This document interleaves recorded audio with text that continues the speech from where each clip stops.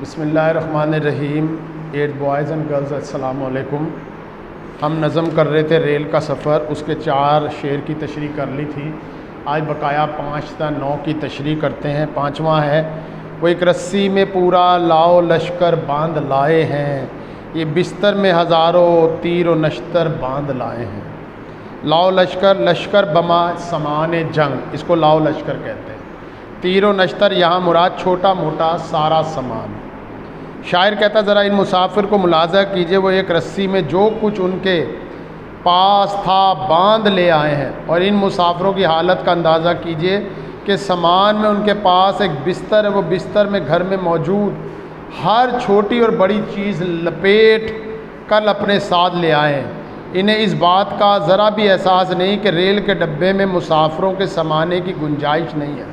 ڈبے میں اتنا سارا سامان کیسے آئے گا؟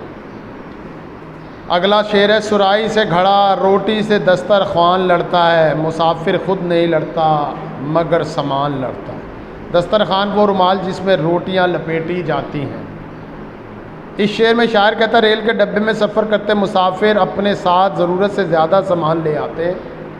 بعض مسافر تو بے مقصد سامان اپنے ساتھ رکھ لیتے ہیں، انہیں اس بات کا احساس ہی نہیں ہوتا کہ اس سے نہ صرف خود کو بلکہ دوسرے مسافروں کو بھی تکلیف ہوگی۔ کسی مسافر کے پاس سرائی اور کسی کے پاس گھڑا ہوتا ہے، گاڑی رفتار پکڑتی تو پاس رکھی ہوئی یہ دونوں چیزیں آپس میں ٹکرانے لگتی ہیں۔ کوئی مسافر دسترخوان میں روٹیاں لایا ہوتا ہے، جو افراتفری میں دسترخوان کی گرہ کھل جاتی ہے، یہ روٹیاں گر پڑتی ہیں اور مسافر کو روٹیاں اٹھا کر وہ دوبارہ دسترخوان میں رکھنی پڑتی ہیں۔ شاعر اس صورتحال کو مزاحیہ رنگ دے کر کہتا ہے کہ مسافر خود تو نہیں لڑتا بلکہ ایک دوسرے کی سامان کی آپس میں ٹکریں ہونے لگتی ہے، افراتفری عجیب سما پیدا کرتی ہے۔ اگلا شعر ہے: وہ حضرت جو عوام الناس میں گھل مل کے بیٹھے ہیں، رضائی میں یوں بیٹھے ہیں گویا سل کے بیٹھے ہیں۔ عوام الناس مراد عام لوگ، گھل مل کر بیٹھنا، مل کر بیٹھنا۔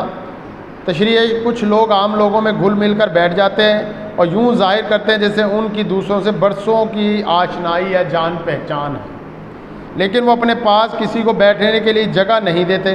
سردی ہونے کی وجہ سے اپنے اوپر رضائی اوڑھ لیتے، مگر مجال ہے جو کوئی کسی اور کو اس رضائی میں حصے دار بنائے۔ تو رضائی میں کچھ اس طرح بیٹھے ہوتے جیسے خود بھی اس رضائی کے ایک حصے ہوں، جیسے اپنے آپ کو رضائی میں فٹ کر کے سلائی کر لی گئی ہو۔ وہ آ پہنچا کوئی چمٹا بجا کر مانگنے والا، بہت مقبول ہے لوگوں میں گا کر مانگنے والا۔ چمٹا ایک اوزار ہے جس سے عورتیں روٹیاں پکاتی ہیں، یعنی وہ بجا کے آپ نے دیکھا ہوگا مانگنے والا آ جاتا ہے، یعنی مقبول مشہور۔ اب دیکھیں اس ڈبے کی حالت، جہاں پہ جگہ ہی نہیں ہے وہاں کیا ہو رہا ہے۔ ریل کے ڈبے میں سفر کرنا عذاب ہے۔ ایک تو اس میں رش اتنا زیادہ ہوتا ہے کہ کان پڑی آواز سنائی نہیں دیتی، اس پر کوئی فقیر آن وارد ہوتا ہے، یعنی آ جاتا ہے اور آ کر آواز لگانا شروع کر دیتا ہے۔ اس کا مانگنے کا انداز یہ ہے، چمٹا بجا رہا ہوتا ہے اور گانا گاتا ہے اور کہتا ہے مجھے دو۔ یہ شور کانوں کے پردے پھاڑنے لگتا ہے۔ عین اس حالت میں اس مسافر کی کیا حالت ہوگی جو پہلی بار ٹرین میں سفر کر رہا ہے۔ جو لوگ اس طرح کے سفر کے عادی ہوتے ہیں وہ اس سے پریشان ہونے کے بجائے محظوظ ہوتے ہیں، خوش ہوتے ہیں۔ ان لوگوں میں یہ چمٹا بجا کر مانگنے والا بہت پسند کیا جاتا ہے۔ آخری شعر ہے: بہم یوں گفتگو میں آشنائی ہوتی جاتی ہے، لڑائی ہوتی جاتی ہے، صفائی ہوتی جاتی ہے۔ بہم ایک دوسرے کے ساتھ آپس میں، گفتگو بات چیت، آشنائی جان پہچان۔ شاعر کہتا ہے مسافر آپس میں باتیں بھی کرتے جاتے، بحث و مباحثہ بھی ہوتا ہے، لڑائی جھگڑے تک بات پہنچ جاتی، لوگ ایک دوسرے کے گریبان میں ہاتھ ڈال دیتے ہیں، پھر کچھ ہی دیر بعد ان کی آپس میں صلح صفائی بھی ہو جاتی ہے، وہ ایک دوسرے کے واقف کار بن جاتے۔ غرض کہ ریل کا سفر خوب دلچسپ ہوتا ہے۔ یہاں تک یہ شعر ہو گئے۔ اب ہم مشقی سوالات کرتے ہیں۔ نظم ریل کے سفر کے مطابق درج ذیل سوالات کے مختصر جواب دیجیے۔ پہلے شعر میں شاعر مسافروں کو کیا مشورہ دے رہا ہے؟ شاعر مسافروں کو مشورہ دے رہا ہے کہ تو ریل گاڑی کی گنجائش کو نہ دیکھ، نہ لوگوں کو گن، بس تیاری کر، خدا کا نام لے اور ڈبے میں گھس جا۔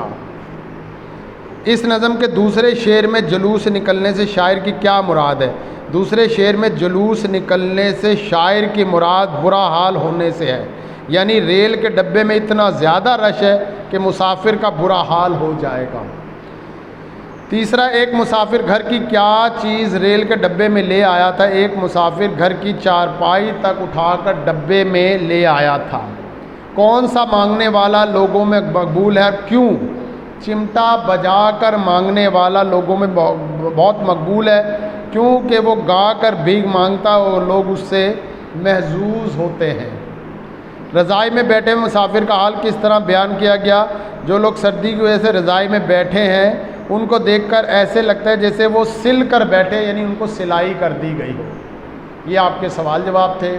کل انشاءاللہ اس کی بقایا مشق کریں گے انشاءاللہ۔ اجازت دیجیے، اللہ حافظ۔